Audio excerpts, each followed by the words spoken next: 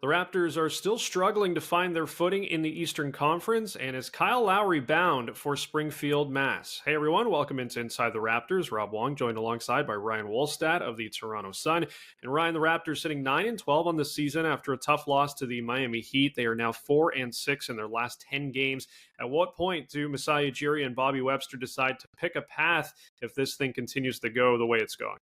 Is it possible to put them in a DeLorean and do it a bunch of other times in the past? If not, I mean, theoretically, they have till the end of the season before they have to decide something, before the NBA forces them to do it by virtue of the expiring contracts of Pascal Siakam, OG Anunoby, and Gary Trent.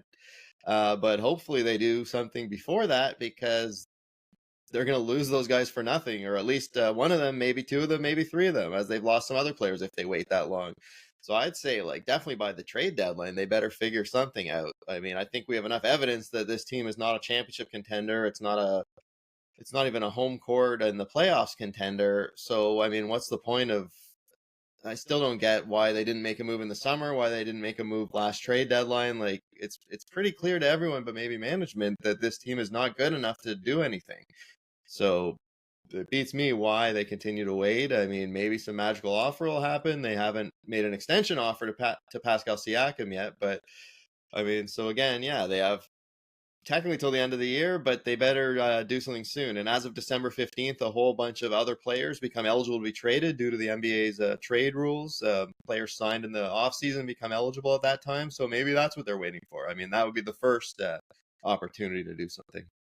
Yeah, gonna be very interesting to see what happens. Maybe this is finally the season they decide to pick a path. Meanwhile, we saw Kyle Lowry back in town, the greatest Raptor of all time, saying that he will definitely sign a one-day contract with Toronto to end his career when that time comes. After it's all said and done, you look at what he has done in the NBA. Ryan, do you think that's a big enough resume to get him into the Naismith Basketball Hall of Fame?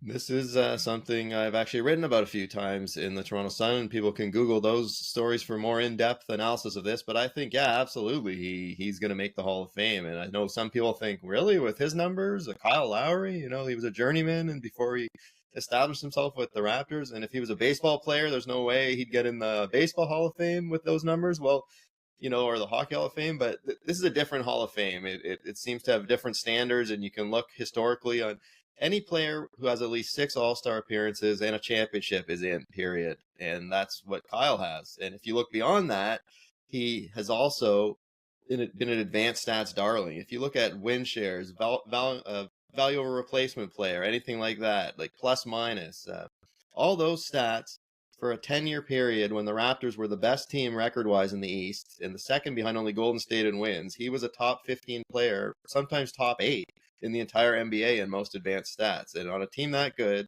with that, the way he drove winning, he's going to get in. And then you also look at it's a hall that looks at your international career, and Kyle Lowry has a gold medal with the Americans, so that'll help his case as well. So, and if he keeps just he's pulling a LeBron here and maybe playing till he's 40, that's not going to hurt his case, especially this year when, against all odds, he's shooting a career high from 3. So yeah, I mean, it seems a little weird, but Raptors fans should be happy to know that I think he's pretty much a lock. I mean, just one last point, basketballreference.com has him as an 85% chance of getting in. I think it's 11th amongst active players. It's somehow they're ranking ahead of Kawhi and Draymond Green. I'm not sure I agree about that, but definitely I agree that it's far, far, far more likely than not that eventually he's going to make the Hall of Fame.